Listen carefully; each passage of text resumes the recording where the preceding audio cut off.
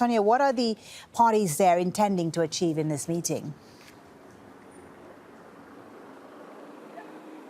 Well, essentially, it is to try and find some kind of solution that they can all agree on in terms of what they can do in terms of relocating refugees and migrants, asylum seekers that come to Europe, wind up on European shores from the North African coast, in particular from Libya as well. There have been divergent opinions on this.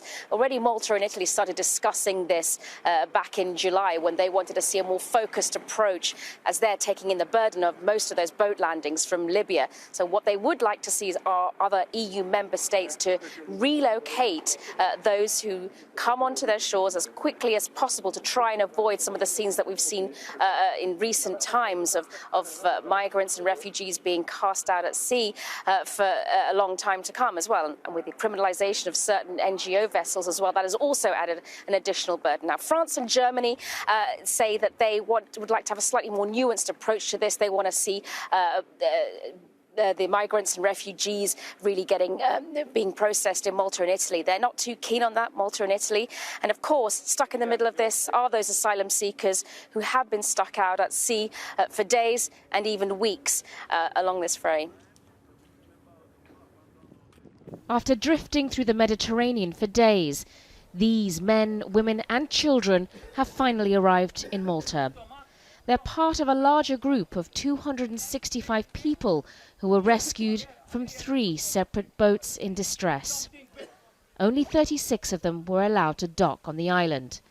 The others still remain at sea on a rescue vessel, waiting for their precarious journey to come to an end. This is the reality for those who set off from Libya in the hope of seeking refuge in Europe. And little guarantee that they will survive the journey, let alone gain asylum. There is the issue of search and rescue vessels, where we've seen increased criminalisation, stopping and holding vessels out at sea, denying access to ports. This obviously has a hugely negative effect on the asylum seekers that are on the vessels. Malta and Italy are on the front line of Europe's migration crisis, and they share the same complaint.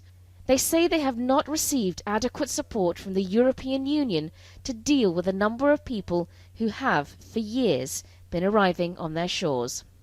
The conditions that cause them to flee, war, poverty and hunger, remain largely unaddressed, and there is little sign that conditions will improve. And in this seemingly never-ending saga of human misery, it is the people smuggling networks that have profited, charging vulnerable people thousands of dollars for a dangerous passage to Europe.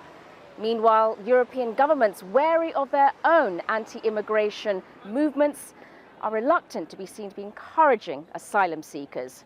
And so the dilemma continues. The EU has given millions of dollars to Libya's Tripoli-based government to intercept vessels leaving the coast, but with little effect. With more than 54,000 people arriving in Europe by boat so far this year, the Maltese authorities say that there needs to be a different approach to this humanitarian emergency. We welcome the solidarity shown by some member states with regards to relocation of asylum seekers, but of course, being these ad hoc agreements, it means that we are sort of at the mercy of the will of the member states. The dream of a better life will almost certainly encourage many more to make the perilous journey. And unless the people smuggling networks who prey in them are seriously tackled, they will continue to be left vulnerable. Of course, the challenge in this is that whatever the agreement they come up with, they're going to have to try to convince other EU member states to be able to take on the extra load. That has been an incredibly contentious issue, especially for member states such as Hungary and Poland. And the anti-migrant rhetoric that has been flourishing there these past few years has certainly not helped with that at all. Whatever agreement is produced out of here will then take time to resolve throughout the whole of the European Union.